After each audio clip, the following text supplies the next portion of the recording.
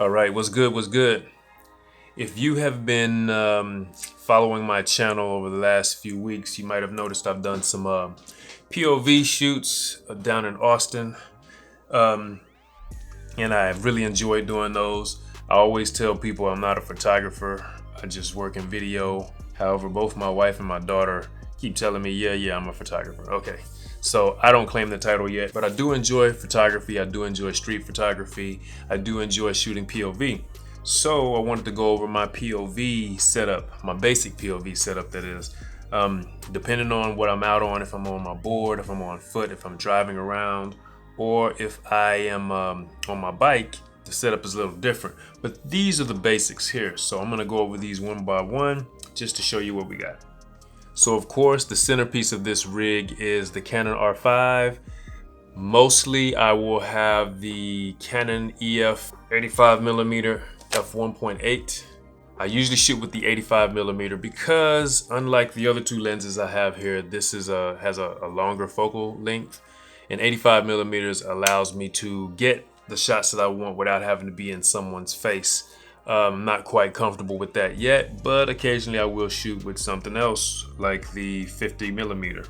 This is the cheap 50mm, the f1.8. You can get it for about $100, but for the price of it, the images are beautiful. I want to show you though that I do have mounted on the Canon body. I also have, let me put the camera down here so you can see what I mean. Actually, let me put this away because I think that's gonna be my thumbnail. Yeah, I like that. Thumbnail's made. Okay, so as you see on the Canon R5, I typically have the drop-in filter, which allows me to mount EF glass on my RF mount body. And I also have the variable ND filter inside. So the settings I give you during a shoot might not be 100% accurate because of this. I can change exposure just by twisting that. So that's usually mounted on the body. I mean, this is always mounted on the body because I don't have any RF glass. So let me just put that out there. This is always mounted on the body. And let's get that back in place. And as I said, I typically have the Canon EF 85mm f1.8 ultrasonic on here. As an alternative, I also shoot with the Canon EF 50mm f1.8. It's much lighter, much less expensive, but I have to get much closer. Then I have the trusty 16-35 f2.8. It's also ultrasonic. It's also L series. Notice the red little line there. This is a great lens. It's wide angle though, so I can't get the same reach as I can with the other two lenses.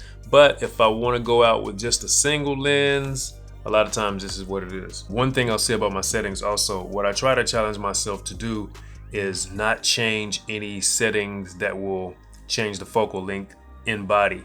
Meaning I try not to switch back and forth from using crop or full frame, because when using crop, it adds a multiplier of 1.6. The other thing is when you add stabilization, you enable that. That's also going to crop in a little bit.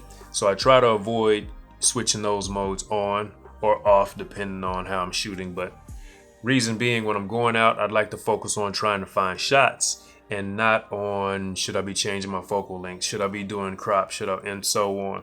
It lets me focus on shots more than settings. That's also the reason why I got this little small bag here. It's a little Caden bag. Comes with a shoulder strap and also comes with a waist belt. Barely holds the body, one lens, maybe two lenses, and all these extra batteries I have. That keeps me from being able to carry multiple lenses on a shoot, which is another way I avoid second guessing myself and trying to figure out what lens I want to use for what type of shoot. We also have this chest mount that you wear like this. If I can get it on right.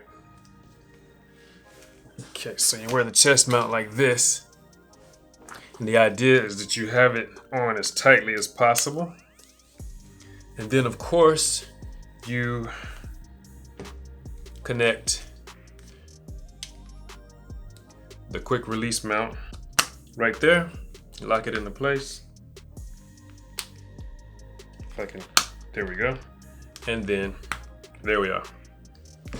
So the camera that I use here, I did at one point use the DJI Osmo Action, but the horizon leveling, and there's another feature in the Hero 9 that you can only access when you add this lens, the Max Lens mod. But basically, it doesn't matter how much I rotate this camera with this lens. Like when I'm walking, or even if I turn the camera over, it's always gonna stay upright and the horizon is always gonna be level.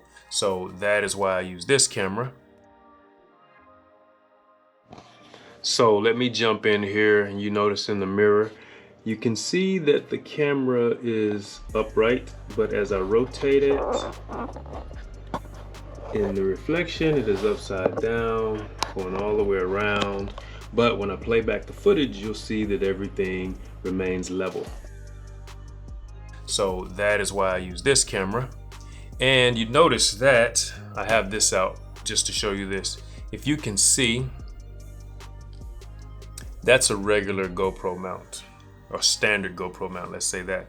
And this is a little taller. So if you can compare the two, you can see that one is slightly taller than the other.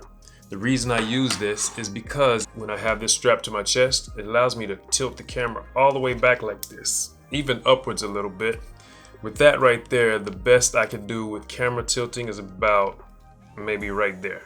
So with this clip, it's always pointing downwards. I want it pointed straight ahead or slightly upwards. So that's why I switched that. You also see that I have the media mod on here. This can give me better audio than the mic built into the camera. I can also connect external mics here, right in there. I don't have autofocus turned on up there, so I'm just gonna keep this down here, okay? Right in that area. You also see that we have a battery inside, and I have 2 additional batteries. And I actually need to purchase one more because I like to carry at least 4 batteries with me on every shoot for every camera, because I can take off my bra. Didn't know y'all were gonna get a strip tease, huh? All right, so let's just throw that back there. Okay, and I have a Canon battery inside and 3 additional batteries, so I have 4 for that. And what are these? Hair ties. Not in your typical photography kit, but the reason I have hair ties is even when I tie my hair back like this, throughout the day or throughout a shoot, hair will occasionally swing around and be right in front of my camera, my chest mount camera. Of course, footage doesn't look good for that. You can probably look at my previous POVs and see my dreadlocks in front of my camera sometimes. The hair ties allow me to tie my hair down at a lower point so that it cannot swing over my shoulders and get in front of my camera. That's what that's for. All right, so let's show you the bag. Now you can see from the front, it has this little zipper up front where I often put my phone, a couple hair ties. Then it has a clip on this side. And you may have noticed that it also has this zipper. So it's kind of got double security there to make sure it stays closed and my gear doesn't fall out. Okay, so this clip unclips, this zipper unzips, and Velcro. Wow, make that triple. Okay, so you can see in there. All right, and then from the top, we're gonna show you.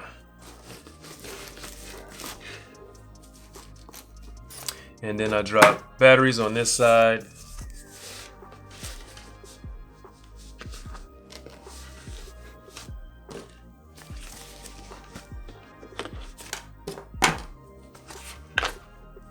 And that's it. So as you can see, I could actually fit another lens in here, whether it's the 50mm, or if I relocate these batteries maybe to over here, I can fit this one in there. Why don't we just show you? Put that in there like so, okay? And then we can drop the batteries on this side.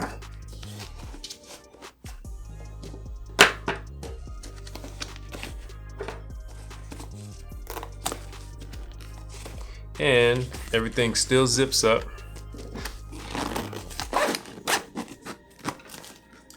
and Velcro works, and it's good. So there we go. Of course, this will be strapped to my chest, and this wouldn't even be around. But as I said, I typically only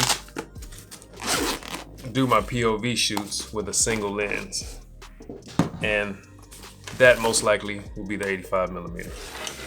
So that has been my POV photography rig, and hopefully over the next few weeks you'll start seeing videos posted by me using all of this. I have some ideas, and I'll be sharing them soon. Thanks for watching. Like and subscribe. Deuces.